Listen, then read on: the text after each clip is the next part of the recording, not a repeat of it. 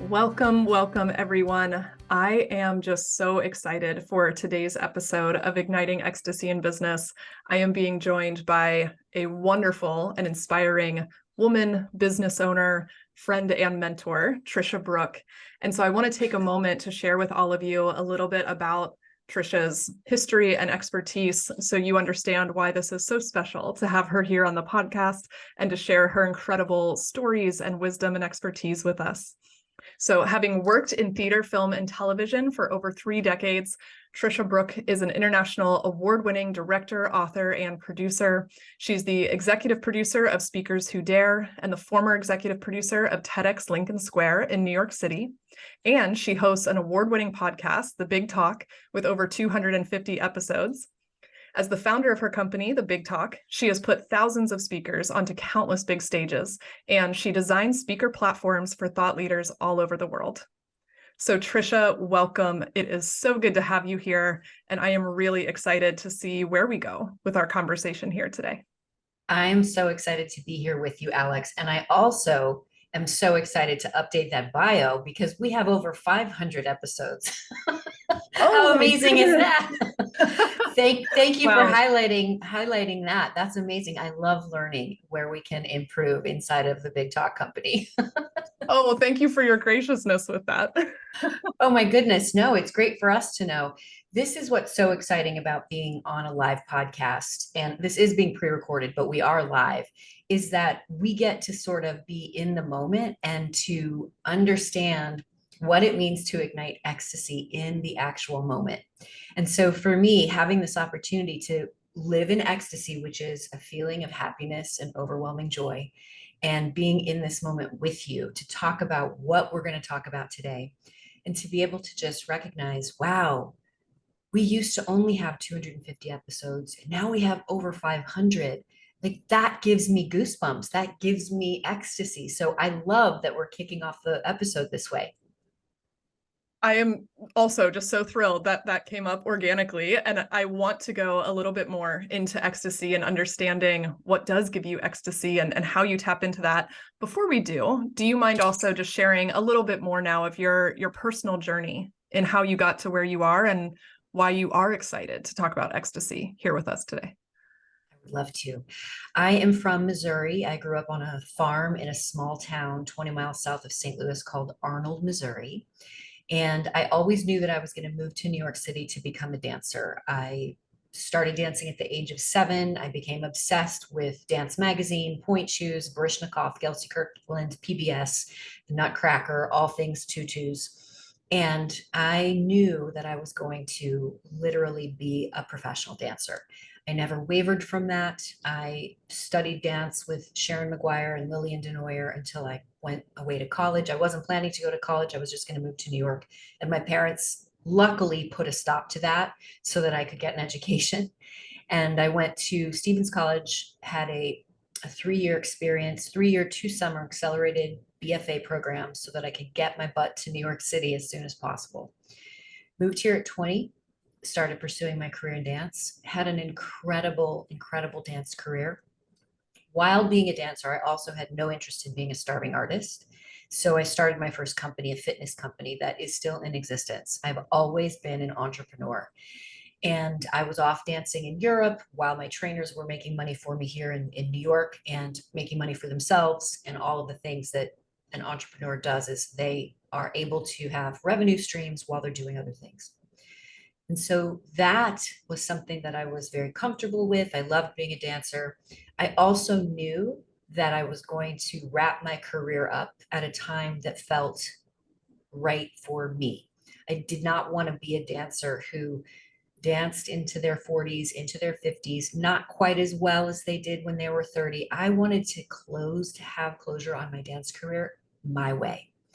And so I decided to choreograph and direct a one-woman show where all of the solos that choreographers had made on me in my career, I brought them all into one piece, one concert, and then I choreographed 2 on myself. And it was a show called Dining Alone because it was me devouring my career in one final performance. And that's what I did. It was just like a Zen sand sculpture. We spent 9 months creating this beautiful mandala of sand, just like the Buddhist monks. And when we were done, I just washed it away and I was done. And it was satisfying and sacred and amazing. And then I organically moved into choreographing film, television, and theater, then moved into directing, moved into producing and writing, and was doing my thing in showbiz. And out of the blue, a friend said, I just landed a TED stage. Would you direct me? And I thought, oh, yeah, sure. It'll be just like a one-person show. We'll do intention, choreography, script analysis, blocking, acting techniques. And that's what we did. And she planted the seed, you should do this. And I thought, do what? Speaking is a thing. And I had zero online credibility. I was not on Facebook. I had no social media connections at all because in entertainment, you don't really need that. It's changing a little bit now. So I hired a coach who taught me about online marketing. And in this process, she invited me to have a conversation with John Lee Dumas, who is the podcast host of Entrepreneurs on Fire. And he said, you should do a couple podcasts, just do 3 episodes and teach people your process so you create some credibility. Back to the podcast, over 500 episodes later, I loved it and realized that I could actually have more reach and legacy by helping others use their voices than I could when I was dancing on a stage, which was limited to the length of time I was on stage and the number of people in the audience. And that's why I decided to found my company, The Big Talk, where I help amplify and elevate voices of thought leaders in order to unite humanity through speech. Mm. I really appreciate you sharing those specific details of your story. I didn't know that about the one woman show.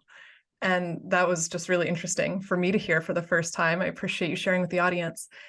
And multiple things I could ask from what you just shared, but what actually stuck out to me the most is what you just said about uniting humanity through speech. I personally think we're in a time in our lives where divisiveness and judgment is at an all-time high. We have a lot of people otherizing each other. And so I would love to hear a little bit more about that, Tricia, and what that means to you. How do you help unite humanity through speech? Such a great question, Alex, and it's such a big question. Mhm. And how I do this, how I aspire to do this and hope to do this every single day, every second of the day, is by creating an inclusive community, and a community where every voice is heard.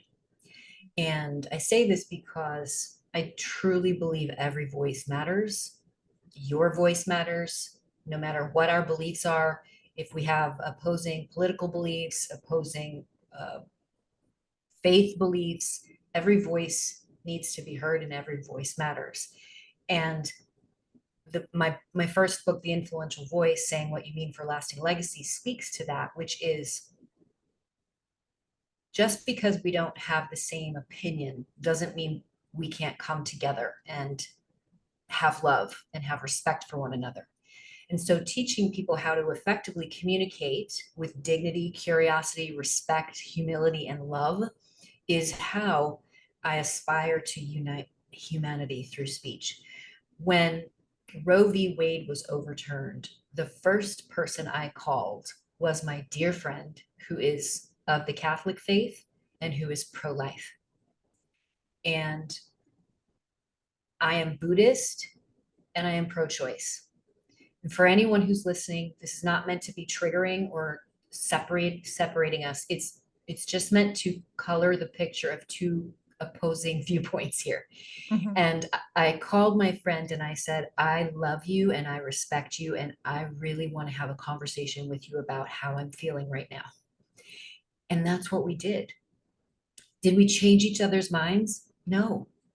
Did we open up each other's thoughts to what is possible? And did we maintain a loving, respectful relationship? 100%. This is why I'm so passionate and I'm so ecstatic and living in ecstasy around uniting humanity through speech, because I think it's possible when all voices are valued. I truly got chills as you were sharing that. I've heard you share that story before about when Roe v. Wade was overturned, and I loved it. When I heard you, I think I heard you share that on your podcast the first time. And in that moment, I felt such a resonance with you because I also believe we really need spaces where people can seek to understand and to be heard without reaching for judgment, and to instead allow all of you to be welcome. Doesn't mean I have to agree or that we have to have the same viewpoint, but when you allow all of you to be welcome, there's so much more power in that, because now you're approaching it from a place of love and openness, as opposed to just coming in from your ego and trying to convince someone to believe what you believe. Absolutely. And being different is what makes the world so beautiful. And being different is what connects us and what teaches us and what gives us a sense of wonder and curiosity. And so that is what excites me, is being able to have a conversation with someone who has the complete opposing viewpoint as mine. And I get to see the world through their lens, which opens up my lens. Mm. So let me actually take us here now, Tricia. It's was sparked and inspired by what you just said, what I'm about to ask, but it also is turning inward a little bit. So I agree with everything you said about connecting with people, externally. And I would love to hear a little more from you about this, because you have grown such a successful business, right? You grew your business quickly from what I know about you, and you've created an incredible impact. You work with thousands of speakers from all over the world. You're also personally have all of these accomplishments. And so something that I find with a lot of the women in my community, high achieving women who are ambitious and driven, who are also heart-centered and conscious and growing and evolving, a big, I'll say, trend I see is the self-judgment, having a lot of harsh judgment for yourself, being critical of yourself, or sometimes even it just shows up as, well, you still could have done this better. If you had just done this differently, then you'd be further along. And so with the work you've done on being unified and having compassion over judgment, are you open to sharing a little bit more about your own relationship with judgment and internally, and what that's been like for you, and how you've moved through that? I'm completely open to speaking to that. Bring it on, Alex. Okay, beautiful. Do you have specific questions, or do you want me to kind of share some moments with you? Yeah, maybe what would be the most relevant is, do you have a specific experience with a self-judgment that you had to overcome in order to step into the success and ecstasy that you often experience today? Beautifully framed. Yes. And I want to kind of lead us up to that, because I think it'll be more impactful and potent for your listeners. I was what I called an uh, an incompetent competent, an unconscious competent. And what that means is an unconscious competent. And what that means is, from as long as I can remember, I just did things. I knew I was going to be a dancer. I knew I was going to get an A plus in biology and chem because I wanted to be smart and a dancer. I knew that I was going to move to New York. I knew that I was going to dance with specific companies. I knew I was going to tour Europe. I knew I was going to backpack across Europe.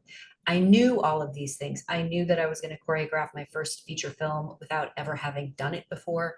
I knew that I was going to write my own musicals so that I didn't have to wait for someone else to do it. I just knew that I was always going to do this. And so I never had judgment. It never creeped in. It never got in the way. I never experienced limiting beliefs. I never experienced fear. I never experienced any of it because I started dancing so young. And I was in dance competitions, and I sometimes won and I sometimes didn't. Most of the time I won. I was not always the best dancer, but I worked harder than the other dancers so that I would be better than them. So for me, being an unconscious competent, I didn't understand failure or limiting beliefs because I just kept going forward.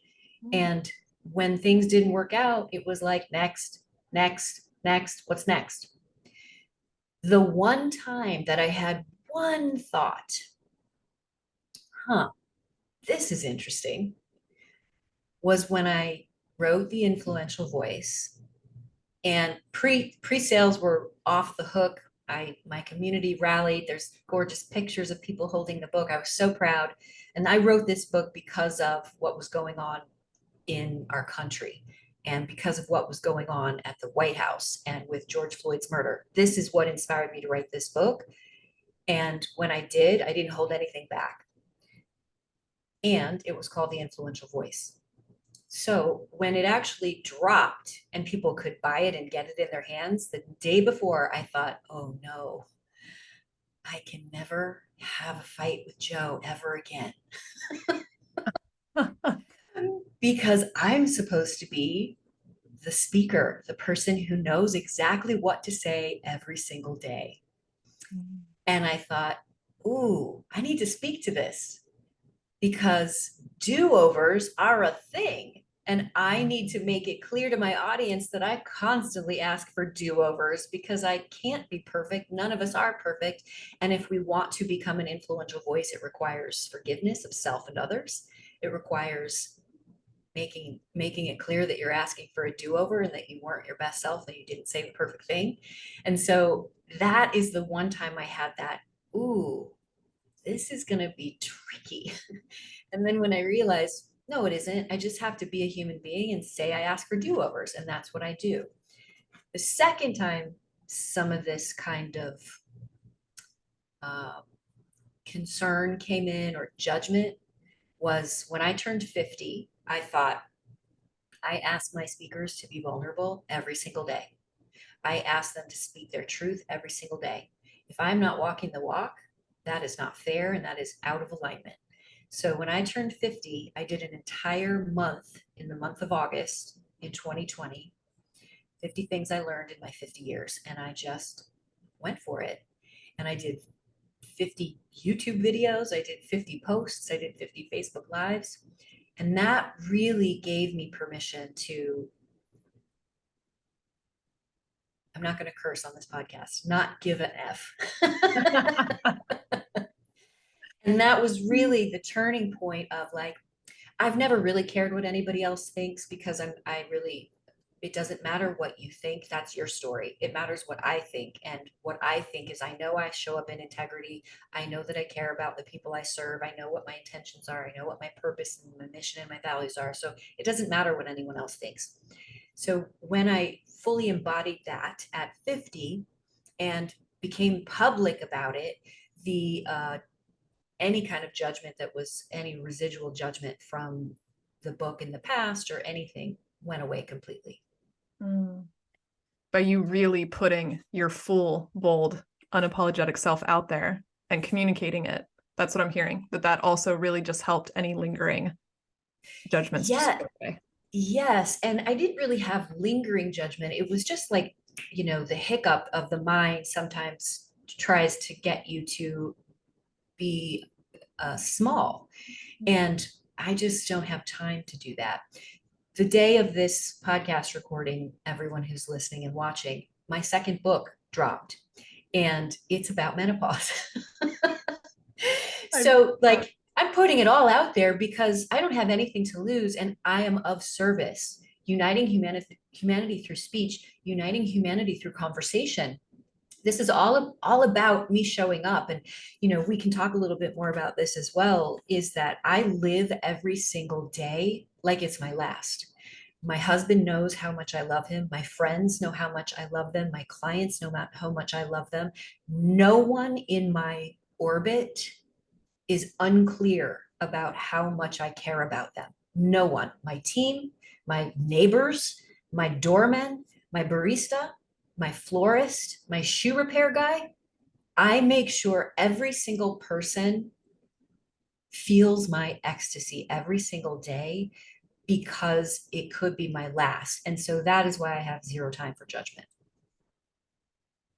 Wow, that's really, really powerful. Tricia, I mean, I'm very open about this, that having a harsh inner judge was huge for me. I had a big inner critic, and it's something I've explored and looked at and done a lot of healing around. And I love the energy that you're bringing in right now of saying, I don't have time for this, because you've made your mission and the impact you want to leave on the world so important. And that's your focus, right? I'm hearing you focus on that, and you focus on spreading the love you want to spread to people and having people know their importance to you, and that you're so mission driven that it overrides the temptation that can pop up from the mind or the ego to be small.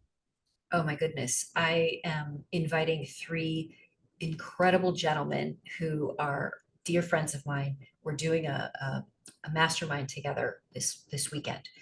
And I asked them to do an exercise that we are going to speak to and kind of unpack together, which is writing their obituaries. And I also wrote my obituary. And in doing this, what I realized is I want every single person when I'm in the room with them to feel like they're the only one in the room with me. That's how much love I want people to feel when I'm interacting with them and communicating with them. Ooh, chills again. This is good for our listeners here.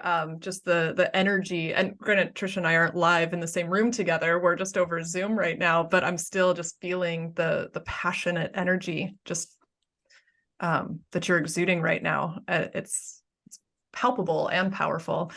So I would love to hear a little bit more about how you've cultivated this, Tricia, because again, I know a lot of women in my community who are impact driven and have big visions, and many too who want to use their voice and who want to be speaking more or be more clear in their messaging, that they're putting out online, and using their voice and their work in the world to make an impact. And I know you mentioned before too, about your spirituality. And I know for me, spirituality is a huge component of stepping into more ecstasy, because actually I have two definitions of ecstasy. There's the emotional state of joy and happiness and fulfillment. And then there's also the spiritual state of being so fully connected to your highest self, and where fear and your ego is not in the driver's seat, but when you're in that full present, in the now, connected to yourself. And I believe that creates true ecstasy when we're connected like that. And so I would love to hear a little bit more about what you've done to cultivate that commitment to your mission, to your vision, to be able to show up with that kind of energy and focus. What does that look like to be able to do that and really trust using your voice powerfully? When I became a conscious competent and stopped using the language of I accidentally became a choreographer, I accidentally became a director, I accidentally became a writer, and really owned, no, because of my years of expertise and credibility, am a really great choreographer, am an excellent director, am an amazing writer, an incredible mentor, and allowed that to just be fact, not boastful. Fact. The facts are I am very talented at what I do, extremely talented at what I do. And I'm not going to back off from that.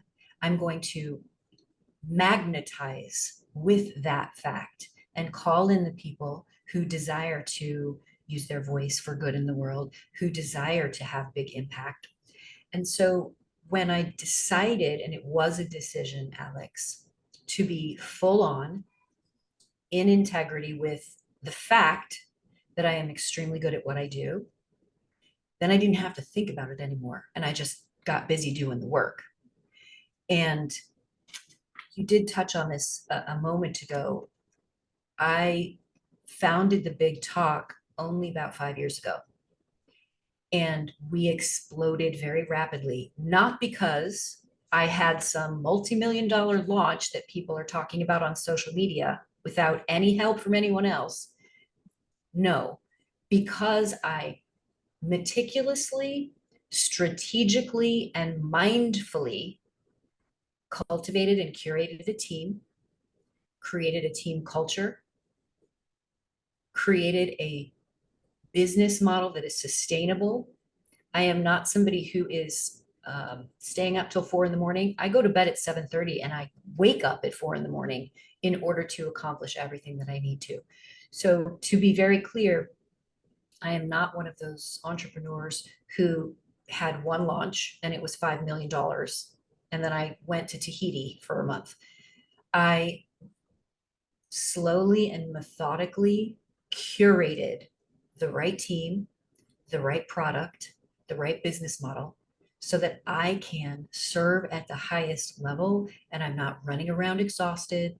I'm not wondering when the next launch is going to happen because I spent all my money on the trip to Tahiti. That's not how I roll. I am very thoughtful in my process, and that again creates ecstasy because it's joy and happiness, and it is the slow and steady success of someone who is going to maintain a successful business for decades in order to have the kind of impact that I desire, which is uniting humanity through speech. And that is a global mission. Hmm. You know, what's really standing out to me about what you're sharing and this theme I'm seeing emerge is the real intentionality. So much intentionality. You mentioned being methodical, you know, and really planning out your long-term big picture, that everything you're doing is supporting your mission. And I'm hearing high focus, taking really good care of yourself, getting good sleep at night. I know you've talked before in other podcasts and stages about being a high performer and really taking care of your body and paying attention to what you eat and what you consume and what you focus on. And I just come back to intentionality and being very mindful of where you focus. And now I would love to ask this because I know you also coach so many speakers, and I'm sure you've worked with speakers from all different backgrounds and belief systems, and I'm sure you've helped people move through a lot of fear, because a lot of people that I know at least have a lot of fear around speaking and using their voice, myself included, had a lot of fears to work through about believing in the power of my message and that my voice matters. So knowing that you yourself didn't have a lot of fears or limiting beliefs that you really had to work through, and that it was already so innate in you to be really focused and intentional, I'm curious to hear your thoughts on where you find the balance between helping just move people past fear and get them refocused on the mission and what they want, while also not bypassing and not just missing fear. Such a great question. I love this so much. It's really, really important that you're bringing this up. There's two things about this that I want to touch on. The first thing is about principles. And I talk about principles in the relationship to fear and using your voice in this way. Most of your listeners, I'm assuming most, if not all of your listeners, would never want to silence someone else. They would never want to make fun of someone else in any way. They would never want to make anyone feel small or deter them from speaking their truth. Nobody watching or listening in this environment would probably want to do that. So why would you violate those principles by making yourself small, silencing your own voice, making fun of your own voice or self, or deterring you from being authentic and from speaking out? When we do that, we are literally violating our own principles. So I bring that to your attention first. And the second part of this idea of not bypassing fear, but acknowledging it, is when you are in fear, I'm not good enough, I'm not enough, I'm too old, I'm too young, I'm too busy, I have too many kids, my partner doesn't want me to. All of these limiting beliefs are about you. When you step back and you realize you not using your voice is preventing someone out there from hearing what they need to hear from you in order to have a better life. Are you going to put yourself ahead of someone who needs to hear from you because of your fear and discomfort? And when you determine whether or not you're more important than the person you want to help, then you can begin to coexist with that fear. Mm. That's so good, Tricia. You reminded me of a talk I used to give in one of my master classes about being unapologetic in who you are.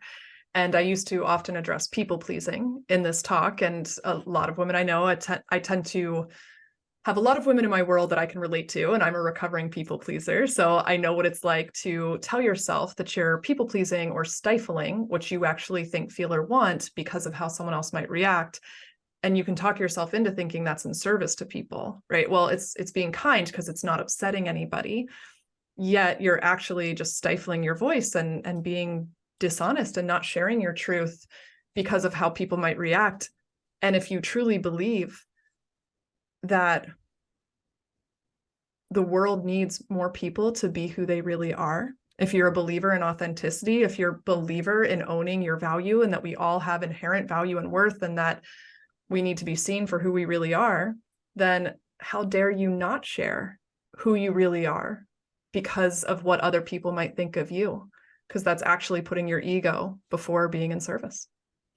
Absolutely. And when we talk about ecstasy, I can only imagine the number of women who listen to this podcast who are embarrassed to even understand what ecstasy means, embarrassed to fully embody ecstasy, give themselves permission to have ecstasy, to be ecstasy, to embody ecstasy.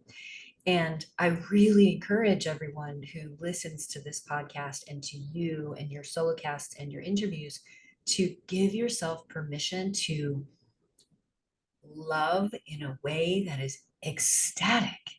Love yourself, love your partner, love your kids, love your pets, love your life, love your community, because you can.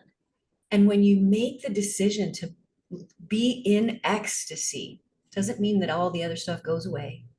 It means that you can be in ecstasy and still be a human being. I talk a lot about spirit and source, and we are spirits having a human experience. I truly believe that. And in one of the things we haven't touched on, which we can, is why I live every day like it's my last. But the idea of the ecstatic spirit of who we are, you have no idea when you literally embody that. We are on camera right now. We're not in the same physical location, but we are having an energetic exchange that is extremely ecstatic. Mm-hmm. And I'm hoping that your listeners and your viewers will be able to feel that vibration at the same time. And that is because both Alex and I are having an ecstatic experience, and we are having an ecstatic exchange. And that is possible for everyone when you allow it and you embody it. You're speaking to exactly what I was feeling before when I said I could actually feel the energy through the computer as you were sharing, because there's something magnetic about you standing in the truth of who you really are and sharing from a place of boldness and conviction. And I feel that every time we connect, Tricia, and it's one of the reasons I was drawn to you. When I met you years ago, I heard you speak actually at an event, was the first time I met you. And you walked on stage in a amazing, powerful red blazer that was just, I'll say it, so badass. And then you stood on the stage and you had us all put our arms out and say, I am a limitless creator. And you could just feel the energy because you believed it. You believed it from within you, and then you invited us to say it. And there is something so magnetic about, I believe, a woman standing in her power, in her full authentic self, and fully expressing herself. It's so powerful, and it inspires others, and it helps others access their own authenticity and shine their lights brightly. And so I think the work that you're doing in the world, Tricia, is just so powerful to help others be able to use their voice to do the same. Thank you. I really received that. I appreciate you, Alex. Well, before we start to wrap up here, Tricia, You actually just said a moment ago that we could go into why you live every day, like it's your last. Is there anything more you would like to say about that? For sure. I did a podcast not too long ago about why I live every day in the present moment. And it's not from a place of morbidity, it's from a place of reality. I have had a lot of death in my life. My mentor died of HIV when I was in my early 20s. My dance mentor, Christopher Gillis. My sister died of addiction. All my grandparents have passed. My father passed of Parkinson's.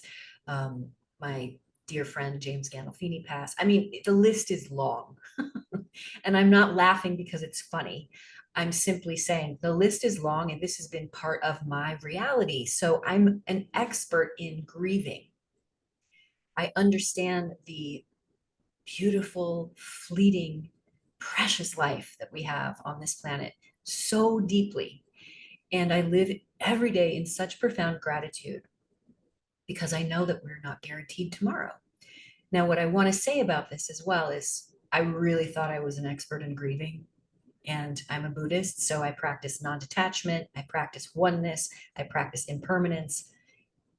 And not long ago, both of my fur babies transitioned within a 6 month period, a 6 week period of each other.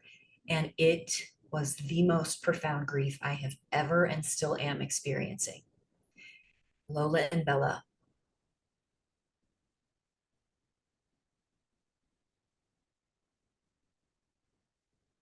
They have become my teachers. And I've always been in gratitude and I've always been present.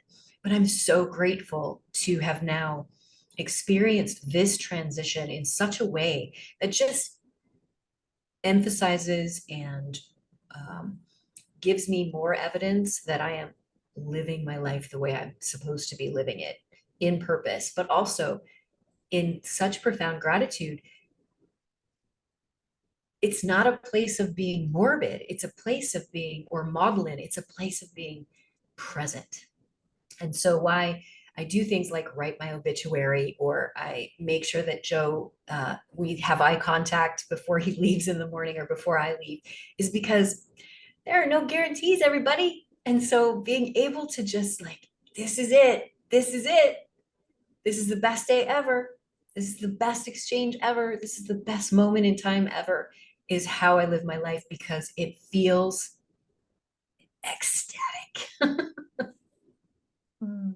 Yeah, well, there was such a deep sense of gratitude, that you're intentionally focusing on gratitude because this life is so short and it is fleeting, and it brings this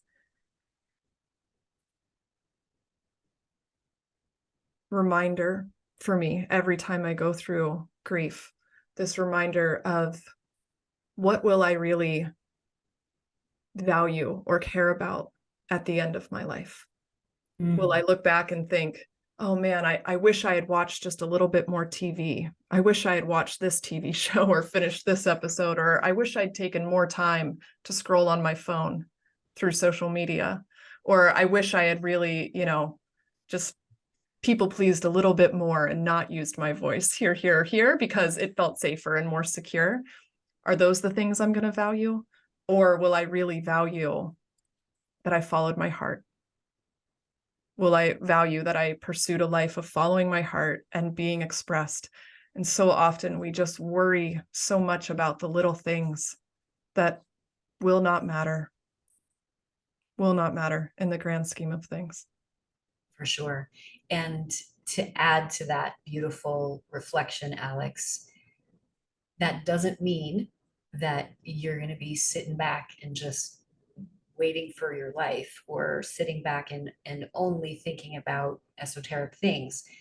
It also means that you have an opportunity to get busy in your work, in your community, in your social activism, if that's where you choose, in your books, in your speaking, in your podcast hosting.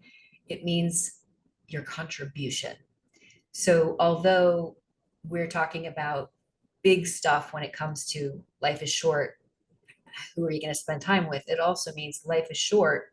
how are you going to create and leave your lasting legacy? And I'm hoping that everyone listening today is either on that path or can make a decision today to get on that path.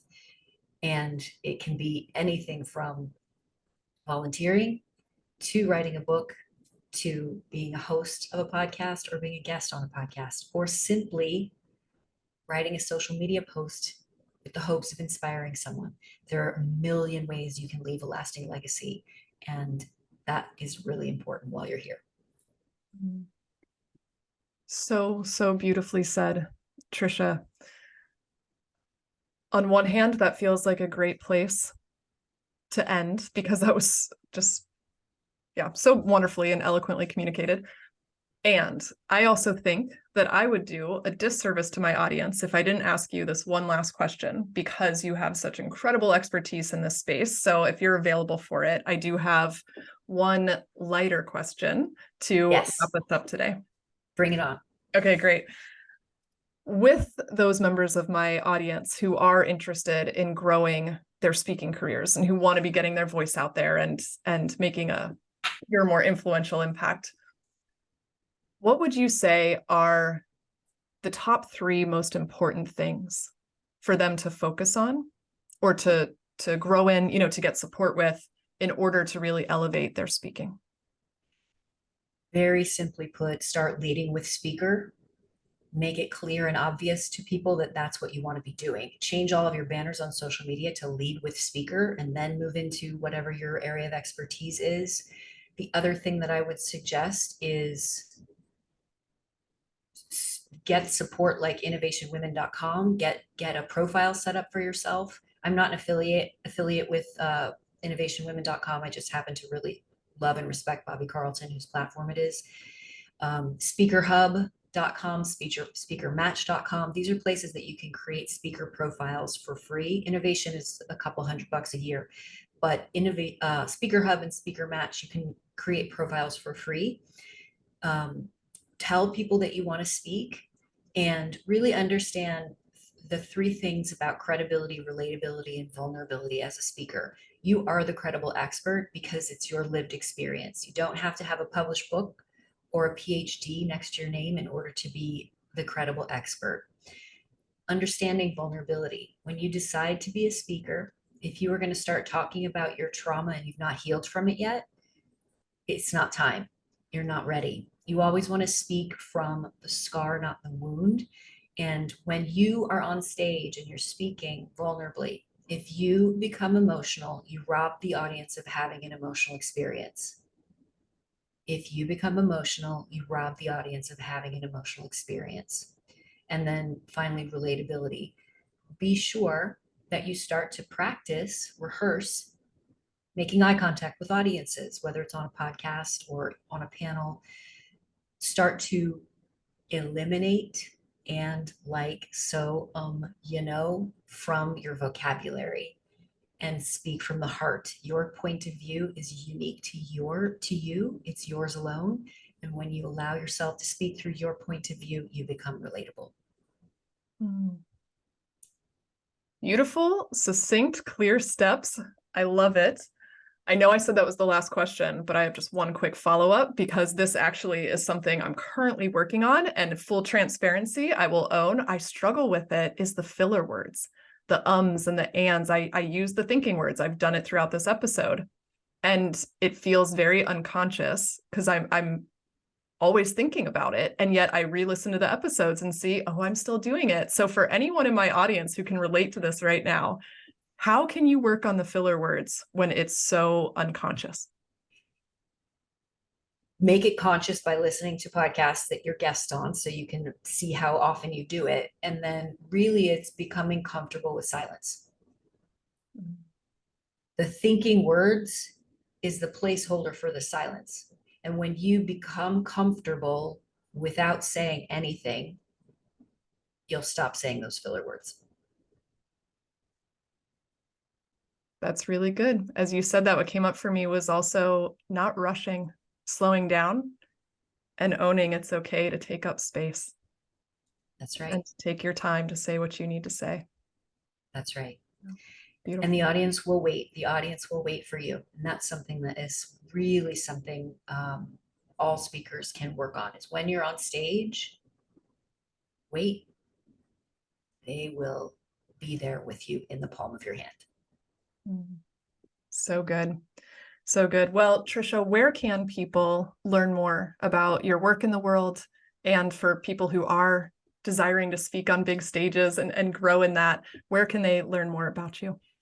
You can find me at triciabrouk.com. I'm on Instagram. I would love to hear from you there. I'm on LinkedIn. I'm on Facebook, and I have a YouTube channel and a podcast. I would also love to offer your audience and listeners chapter 1 of the Influential Voice book, complimentary. And you can grab that at triciabrouk.com. No, theinfluentialvoicebook.com/chapter. And it's all on purpose, value, and mission. Wonderful. We will drop all of that in the show notes so our listeners can easily find it. Tricia, thank you so much for being here with me today and for being willing to open up and be vulnerable and go deep and share your stories and your experiences of really being in that ecstatic energy that brings so much joy and purpose and impact into life. I truly appreciate you and everything you shared today. Thank you so much for having me, Alex. I appreciate you too. Absolutely. And thank you to our listeners. We know your time is your most valuable asset. So thank you for being here with us today. And we'll look forward to seeing you on the next episode of Igniting Ecstasy in Business.